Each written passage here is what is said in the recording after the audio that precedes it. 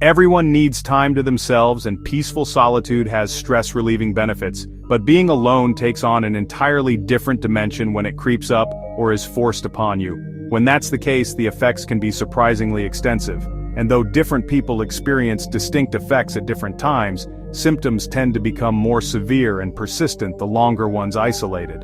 When someone is involuntarily confined to one space indefinitely, for days, weeks, months, or even years alone and without productive tasks, their body will likely undergo numerous changes. Let's take a look at what may happen and why. Early on, stress hormones may spike, and as time passes, that stress can become chronic. Social interactions and meaningful activities are essential for emotional stability. This may be because they provide us with what researchers call social reality testing, a sort of sounding board where we can gauge how rational our perceptions are.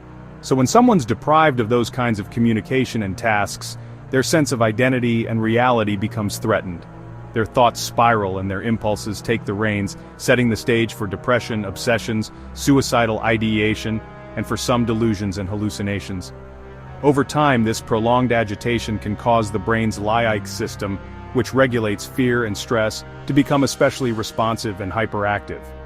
Meanwhile, the prefrontal cortex, the brain's hub for reasoning and moral judgment, may shrink, impairing one's focus, memory, and cognition. Overall, the balance shifts from rational thinking towards emotionality, and as someone remains in this state, the imbalance becomes ingrained, making them more prone to bouts of anxiety, rage, and irrational actions. Isolation will also affect other parts of the person's health. They may lose sense of time and have difficulty sleeping. They're more likely to experience heart palpitations, headaches, dizziness, and hypersensitivity. And they may also lose weight because of stress-induced digestive issues and poor appetite. One can attempt to cope by establishing the healthiest routine possible under the extreme circumstances, including robust exercise, reading, and writing. But that can only do so much. The United Nations, many human rights organizations and experts classify this kind of forced, prolonged isolation as torture. And yet, it's something imprisoned people in many countries endure. Also called solitary confinement or restrictive housing, the practice is most common in the United States. In 2019, more than 120,000 U.S. prisoners lived in solitary confinement, spending 22 to 24 hours a day in mostly windowless cells spanning roughly 6 by 9 feet. Quaker groups introduced solitary confinement to U.S. prisons in the late 1700s as an alternative to corporal punishment, believing it could bring about reflection and penitence, hence penitentiary. But the practice quickly faced criticism from public figures all the way to the Supreme Court. Charles Dickens, for one, condemned solitary confinement as worse than any torture of the body. Its use dwindled.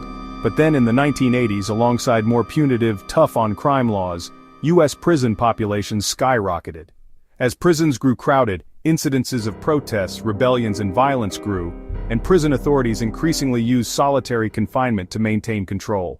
Many people have been placed in solitary confinement for minor, non-violent infractions like talking back to prison guards, and solitary confinement is harmful to everyone, but many who've experienced it have pre-existing mental health disorders which it only exacerbates. Solitary confinement also seems to have lasting effects that make readjusting to life outside of a cell difficult.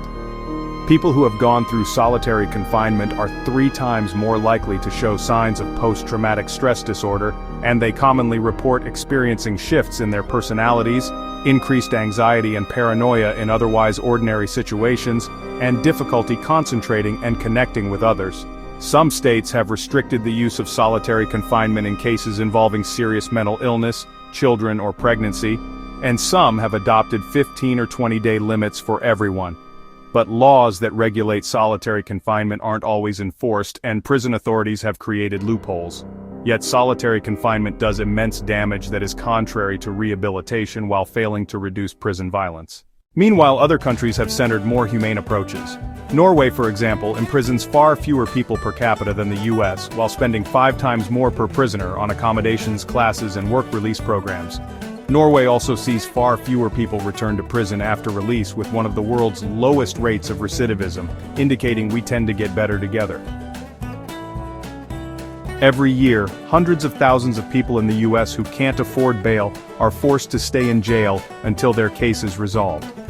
take a closer look at what has broken the cash bail system with this video.